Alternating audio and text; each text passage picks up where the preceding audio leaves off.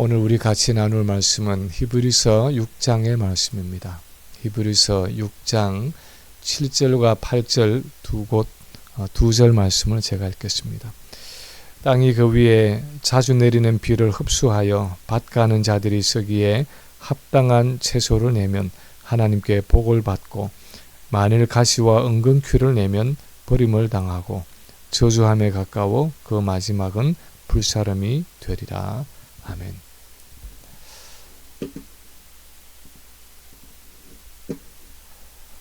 우리는 때로 내 믿음이 자라지 못하는 것이 하나님이 내게 주신 은혜가 부족해서라고 생각할 때가 있습니다.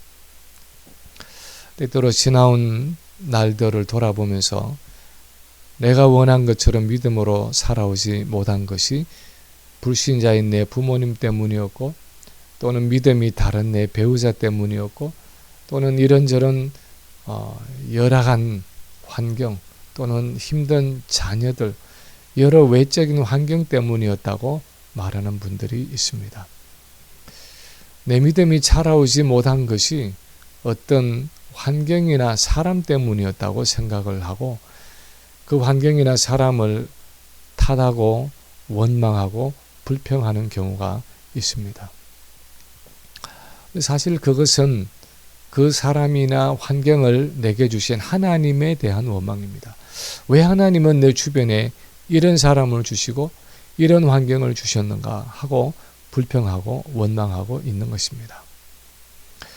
그런데 성경의 가르침에 따르면 사실 하나님은 내게 필요한 모든 것을 항상 공급해 주셨고, 지금도 내게 주어진 그 하나님의 은혜에 내가 순종함으로 반응하기만 하면 계속해서 우리의 믿음이 자라갈 수 있는 은혜를 주고 계신다고 말씀하고 있습니다. 하나님은 이미 우리 가운데 거하시고 두루 행하고 계시기 때문에 우리는 그 하나님의 역사를 순종함으로 지금 내게 주어진 일에 최선을 다하면 우리를 통해서 그분의 뜻을 이루어 가시고 우리를 성숙하고 완전한 그리스도인으로 만들어 가신다고 말씀하고 있습니다. 오늘 본문도 그런 본문 중에 하나입니다. 같은 주제를 가지고 지난 본문에 이어지는 오늘 말씀은 우리에게 무엇을 가르치고 있습니까? 첫째로 오늘 본문이 가르치는 것은 하나님은 우리 신앙의 성숙에 필요한 은혜를 끊임없이 공급해 주고 계신다 하는 사실입니다. 하나님은 우리 신앙의 성숙에 필요한 모든 은혜를 끊임없이 공급해 주고 계신다는 사실입니다. 오늘 본문 6절에 보면 땅이 그 위에 자주 내리는 비를 흡수하여 밭가는 자들이 서기에 합당한 채소를 내면 하고 시작하고 있습니다. 땅이 그 위에 자주 내리는 비를 흡수하여 하고 표현을 하고 있는데, 사실 우리가 아는 이 이스라엘 땅은 그렇게 자주 비가 내리는 땅이 아니었습니다.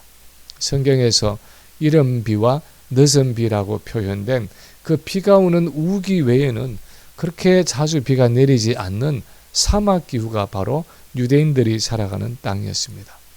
그런데도 불구하고 오늘 본문 이 저자는 땅에 비가 자주 내린다라고 표현하고 있는 것은 비로 상징되고 있는 이 하나님의 은혜가 우리에게 자주 종종 주어진다는 것을 강조하기 위해서입니다. 많은 경우에 우리는 나를 향한 하나님의 은혜가 부족하다고 생각합니다. 하나님의 은혜는 내게 좀처럼 주어지지 않는다고 생각합니다. 내게 좀 더 분명한 말씀에 깨달음을 주시고, 내가 기도할 때 좀 더 마음이 뜨거워지고, 남들처럼 무슨 특별한 체험을 하고 뭔가 하나님이 살아계시고 내 삶 속에 역사하신다는 것을 좀 더 확실하게 보여주셨으면 하고 생각할 때가 있습니다.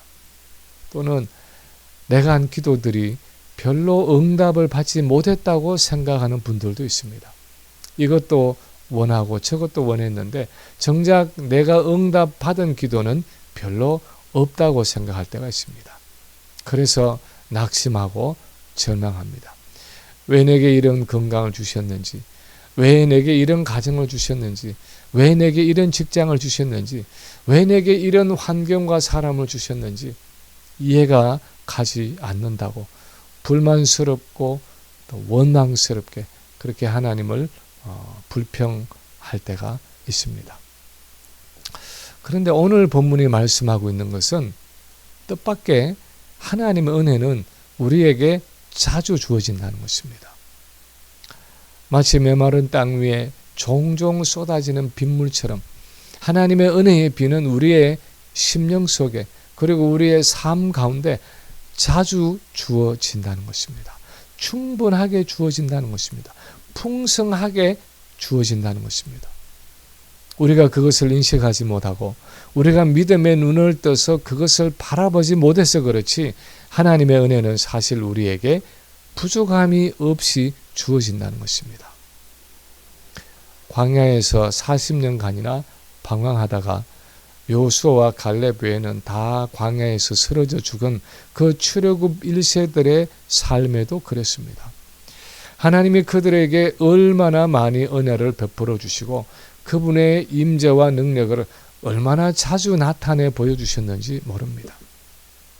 애굽에 있을 때 10번씩이나 그 애굽 땅에 재앙을 내리시면서 하나님이 살아계신다는 사실과 하나님이 어떤 분이라는 것을 아주 확연하게 나타내 보여주셨습니다.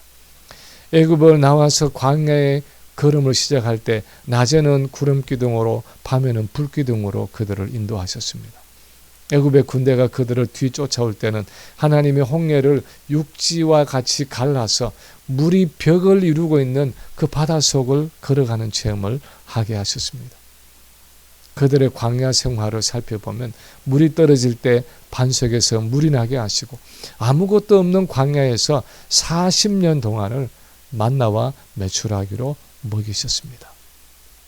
그런데 그렇게 하나님이 은혜를 내려주시고 그분의 임재와 능력을 나타내 보여주셨는데도 그들은 광야에서 하나님의 은혜를 의심하면서 하나님이 우리 가운데 계신 것이냐 아니 계신 것이냐 하고 10번씩이나 하나님의 존재를 시험하고 멸시했다고 성경은 기록하고 있습니다. 근데 사실은 언약 백성을 향한 하나님의 은혜와 사랑은 그들이 생각했던 것 같지 않다는 것입니다. 우리가 무지하고 우리의 마음이 무디고 완악해서 그렇지 사실 하나님은 우리에게 자주 종종 은혜를 베푸시는 분이라는 것입니다. 마치 땅 위에 자주 내리는 비처럼 그분은 우리에게 풍성하게 주시는 분이고 풍족하게 주시는 분이라는 것입니다. 그 사실을 믿으라는 것입니다. 하나님의 신실하심과 하나님의 풍성하심을 믿으라는 것입니다. 두 번째 오늘 본문에 또한 말씀하는 것은 주어지는 하나님의 은혜에 합당한 순종은 우리의 믿음을 성숙하게 하고 완전하게 한다는 것입니다. 그 하나님의 은혜에 대한 합당한 순종은 우리 믿음을 성숙하게 하고 완전하게 한다는 사실입니다.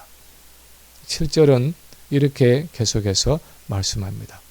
땅이 그 위에 자주 내리는 비를 흡수하여 밭 가는 자들이 쓰기에 합당한 채소를 내면 하나님께 복을 받고 그렇게 자주 내리는 비를 땅이 흡수해서 농부에게 합당한 열매를 내면 복을 받는다는 것입니다. 여기서 우리가 주목해야 할 땅에 대한 첫 번째 사실은 땅은 밭 가는 자들에게 채소와 열매를 맺기 위해 존재한다는 사실입니다. 땅이라는 것은 그냥 존재하는 것이 아니라 열매 맺음을 위해 존재한다는 것입니다. 땅에는 존재의 목적이 있고 그래서 자주 비가 내리고 그래서 농부들이 밭을 갈아서 땅을 일군다는 것입니다.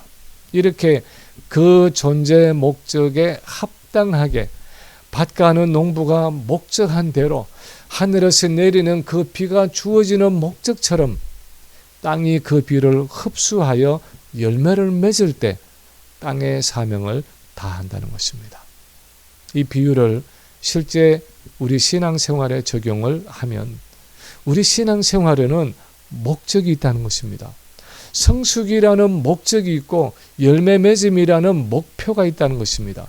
그래서 그 목표와 목적을 이루기 위한 방향이 있고 그 방향을 향해서 가는 그 어떤 수고와 노력이 따르게 마련이라는 것입니다. 그것을 위해서 하나님의 은혜가 자주 주어진다는 것입니다. 신앙생활을 그냥 바다 위에 떠 있는 배처럼 하는 분들이 있습니다. 바다 위에 그냥 떠 있는 배는 특별히 어느 곳으로 가야 하는 목적지가 없습니다. 틀어야 하는 방향도 없습니다. 그래서 힘써서 노를 젓거나 돛을 높이 올려야 할 필요도 없습니다. 그냥 그 위에 떠 있기만 하면 됩니다. 가라앉지 않으면 됩니다. 그런데 신앙생활을 그렇게 하는 분들이 있습니다. 특별히 추구하는 목적도 없고 방향도 없고 그냥 주일이 되면 교회에 나오고 직분을 맡게 되면 봉사하고 정해진 대로 헌금을 하고 그냥 믿음을 잃지 않고 이렇게 살다가 때가 되어 천국에 가면 된다. 그렇게 생각하며 신앙생활하는 분들이 있습니다. 그런데 오늘 본문이 말씀하는 것은 우리 신앙생활은 그런 유람선 같은 것이 아니라는 것입니다. 바람이 불면 돛을 높이 올려서 정해진 목적지를 향해서 항해해야 하는 배처럼 비가 내리면 하늘에서 내리는 비를 흡수해서 채소와 열매를 풍성하게 맺어야 하는 밭처럼 우리에게는 신앙의 성숙과 성장과 완전을 향해 달려가야 하는 목적과 방향이 있다는 것입니다. 그래서 한 걸음 한 걸음 신앙의 계단의 위를 향해 올라가야 하는 것입니다. 그냥 계단의 밑바닥에서 롯의 아내처럼 끊임없이 뒤를 돌아보면서 마음의 완악함을 가지고 불순종과 배도의 문턱을 서성거리지 말고 지금 선 계단보다 한 단계 더 높은 계단으로 올라서려고 하는 그 신앙의 전진이 있어야 한다는 것입니다. 그래서 6장 1, 2절에 보면 그러므로 우리가 그리스도의 도의 초벌을 버리고 완전한 대로 나아갈지니라 하고 말씀하고 있는 것입니다. 이것은 이 땅에서 우리가 신앙의 완전함에 이를 수 있다는 의미가 아니라 그 완전함의 목표를 향해서 그 표대와 방향을 가지고 끊임없이 앞을 향해 나아가야 하는 신앙의 전진이 있어야 한다는 것입니다. 7절 마지막에 보면 그렇게 할 때 하나님께 복을 받는다고 했습니다. 그렇게 할 때 하나님의 임재와 능력을 경험한다는 것입니다. 하나님이 함께 하시고 하나님의 역사하고 계심을 실제로 경험하게 된다는 것입니다. 그래서 우리 신앙생활이 더욱 풍성하게 열매 맺게 되는 것입니다. 30배, 60배, 100배의 풍성한 결실을 맺는 것입니다. 그런데 세 번째로 하나님의 은혜에 합당치 않은 삶이 지속될 때는 결국 하나님의 버리신 바가 된다는 것입니다. 하나님의 은혜에 합당치 않은 삶이 지속될 때는 결국 하나님의 버리신 바가 된다 하는 사실입니다. 8절에서는 이렇게 말씀합니다. 만일 가시와 엉겅퀴를 내면 버림을 당하고 저주함에 가까워 그 마지막은 불사름이 되리라. 가시와 엉겅퀴라는 것은 앞에 채소나 열매에 반대되는 개념인데 밭가는 자에게 아무 쓸모없고 오히려 뽑아서 불태워 버려야 할 무익한 잡초를 의미하는 것입니다. 영적으로 말하면 불순종과 반역을 상징하는 것입니다.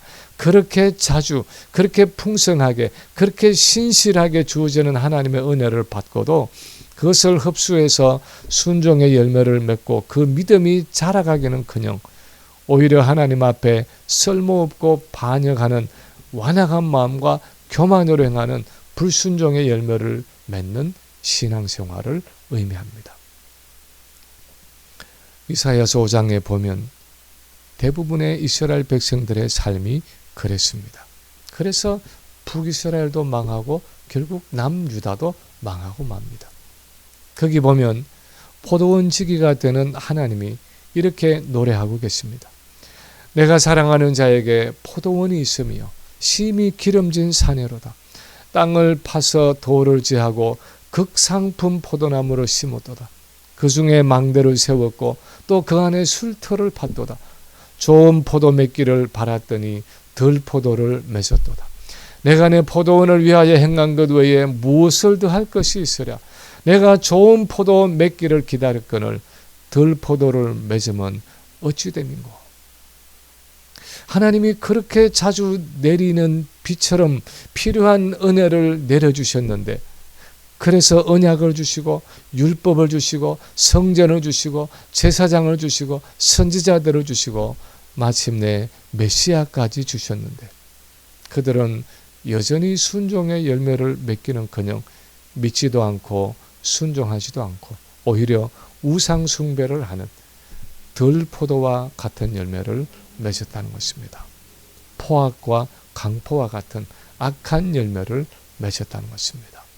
그런데 우리 신약의 언약 공동체인 교회도 말씀과 성령을 통해서 우리에게 주어지는 그 하나님의 은혜를 외면하고 끊임없이 가시와 은근퀴와 같은 불신앙과 불순종의 열매를 맺으면 육신의 정욕과 안목의 정욕과 이생의 자랑이라는 세상적인 욕구에 탐닉하고 그것에 집착하는 삶을 살아가면 버림을 당하고 저주에 가까워지고 마지막은 불사람이 된다는 것입니다.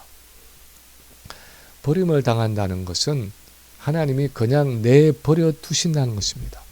마치 로마서 1장에서 하나님을 알 만한 것이 분명히 있음에도 불구하고 그것을 부인하고 억제하는 불의한 사람들에게 하나님이 그 상실한 마음대로 그들을 내버려 두셨다는 말씀처럼 그들의 완악한 마음, 그 배도의 강팍함을 그대로 버려두신다는 것입니다. 저주함에 가깝다는 것은 하나님의 임재를 허락하시지 않는다는 것입니다. 성경에서 복이 하나님의 임재와 그로 인한 결과를 의미한다면 저주는 하나님의 부재와 그로 인한 결과를 의미합니다.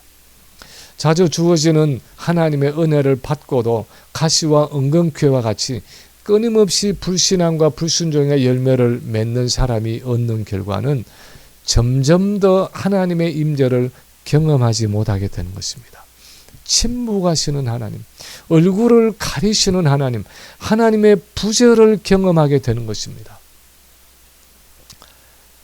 특별하게 하나님의 사랑을 받고 선택을 받은 사울 왕이 하나님을 반역했을 때, 그래서 블레셋과의 전투에서 자기 마음대로 제사를 드리고 아말렉과의 전투에서 자기 마음대로 진멸해야 할 가축들을 살렸을 때 하나님이 그를 버리시고 하나님의 임재가 그를 떠났습니다. 그래서 악령이 찾아와서 그를 괴롭혔습니다. 두 번째 왕이 되는 다윗은 범죄했을 때 그것을 두려워했습니다. 그래서 시편 51편 11절에 보면 나를 주 앞에서 쫓아내지 마시며 주의 성령을 내게서 거두지 마소서 하고 간구하고 있습니다. 자주 내리는 비처럼 우리에게 하나님의 은혜가 주어지는데도 그 은혜를 계속 거부하고 마음을 완악하게 해서 뻔히 알면서도 고의적으로 불순종하게 될 때 우리가 얻게 되는 결과는 하나님의 임재를 경험하지 못하게 되는 것입니다. 하나님이 계시는 영적인 세계에 무감각하게 되는 것입니다. 그래서 눈이 있어도 보지 못하고 귀가 있어도 듣지 못하는 영적인 소경과 귀머거리가 된다는 것입니다. 구약의 대부분의 이스라엘 백성들이 그랬고 신약 시대의 서기관과 바리새인들이 그랬습니다. 그것은 정말 두려운 일입니다. 그런데 그것이 하나님이 주시는 은혜를 반복해서 부정하고 고의적으로 거부할 때 주어지는 결과라는 것입니다. 그뿐 아니라 오늘 본문은 그 마지막은 불사람이 되리라 하고 말씀하고 있습니다. 물론 이것은 교리적인 표현이 아니라 비유적인 표현이지만 분명한 것은 이렇게 반복적이고 지속적으로 불순종하고 반역하는 사람이라면 그 사람은 하나님의 택한 백성이 아니라는 것입니다. 결국 그 사람은 사단에 속한 사람으로서 그 멸망의 길, 자기가 가야 할 그 길을 가고 만다는 것입니다. 물론 히브리서의 저자는 이 편지를 받는 성도들이 이런 배도의 길을 갈 사람들은 아니라고 믿었습니다. 그래서 9절에서 사랑하는 자들아 우리가 이같이 말하나 너희에게는 이보다 더 좋은 것 곧 구원에 속한 것이 있음을 확신하노라 하고 쓰고 있습니다. 나는 여러분이 이런 배도의 길을 갈 사람들이 아니라 구원에 속한 사람들, 마지막 구원을 얻을 하나님의 택한 백성들이라고 믿습니다 하는 의미입니다. 그러나 한 가지 분명하게 말하고 있는 것은 만약에 여러분이 이런 배도의 사람들, 택함 받지 못한 사람이 아니라면 여러분의 삶을 통해서 그 열매를 나타내십시오. 여러분이 하나님이 자주 내리시는 은혜의 비를 흡수해서 영적인 열매를 맺고 여러분의 신앙이 믿음의 초보에 머물러 있지 않고 완전한 믿음을 향해서 성숙한 신앙을 향해서 자라가고 있다는 것을 보여주십시오. 만약 그렇지 않다면 여러분의 구원을 한번 의심해 보아야 합니다. 만약 여러분이 여전히 지속적인 불순종과 불신앙 가운데 있다면, 배도의 길목을 그 문턱을 넘나들고 있다면, 의도적인 반역 가운데 있다면 여러분이 정말 거듭나고 택함받은 하나님의 백성인지 한번 의심해 보아야 합니다. 스스로 확정해 보아야 합니다 하고 말하고 있는 것입니다. 많은 사람들이 그런 질문을 합니다. 목사님, 구원의 여정에서 택함을 받은 사람도 타락할 수 있나요? 그 구원을 잃을 수 있습니까? 나는 정말 택함 받은 사람일까요? 그렇게 묻는 분들이 있습니다. 본문에 하고 있는 답은 이런 것입니다. 정말 구원 얻은 거듭난 사람이라면, 정말 그런 거듭난 사람이라면 절대로 구원을 잃을 수 없습니다. 그런 사람은 절대로 지속적인 불신앙과 불순종 가운데 머물러 있을 수가 없습니다. 그런 사람은 믿음이 자라가지 않을 수 없습니다. 비록 시간이 오래 걸릴는지 모르고 비록 많은 업앤다운을 거쳐갈는지 몰라도 점점 더 깊고 성숙한 신앙의 열매를 맺어갈 것입니다. 여러분에게는 그런 신앙의 열매가 있습니까? 예수님을 닮은 성품의 열매가 있습니까? 불순종을 버리는 죄와의 투쟁이 있습니까? 그렇다면 여러분은 택함받은 사람입니다. 계속 그 순종의 길을 갈 것이고 그래서 마침내 마지막 구원을 얻을 것입니다. 그런데 만약 여러분에게 이런 신앙의 열매가 없다면, 여전히 지속적인 불순종과 불신앙 가운데 있다면, 그렇다면 아무것도 보장할 수 없습니다. 여러분의 구원에 대해서, 여러분의 미래에 대해서 아무것도 보장할 수 없습니다. 여러분의 믿음을 의심해 보아야 합니다. 여러분의 구원을 반드시 점검해 보아야 합니다 하는 것이 오늘 본문이 하고 있는 말씀입니다. 이제 말씀을 마칩니다.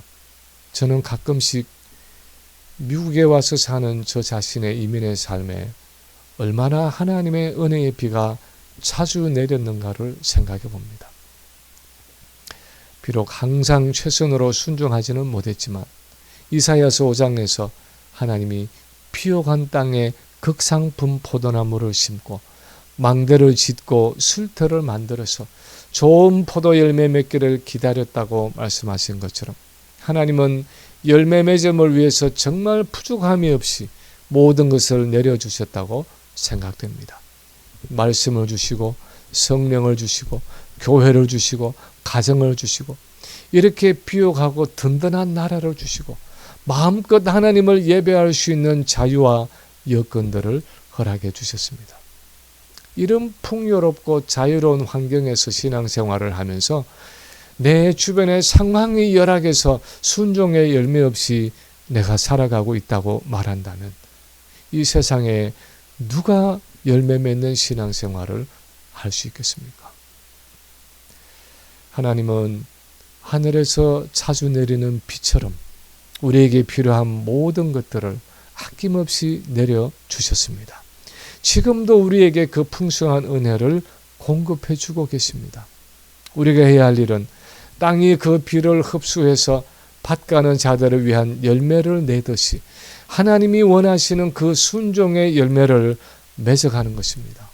더 성숙한 신앙의 자리로, 더 완전한 믿음으로, 더 온전한 신앙 인격으로 자라가야 하는 것입니다. 그것이 언약 백성의 존재 목적이고 우리에게 하나님의 은혜가 주어지는 목적이기 때문입니다. 바라기는 구원에 속한 자로서 그 하나님의 은혜에 날마다 순종의 삶으로 반응하면서 더욱 온전하고 성숙한 믿음으로 자라가는 우리 모든 성도들 되시기를 주님의 이름으로 간절히 축원합니다.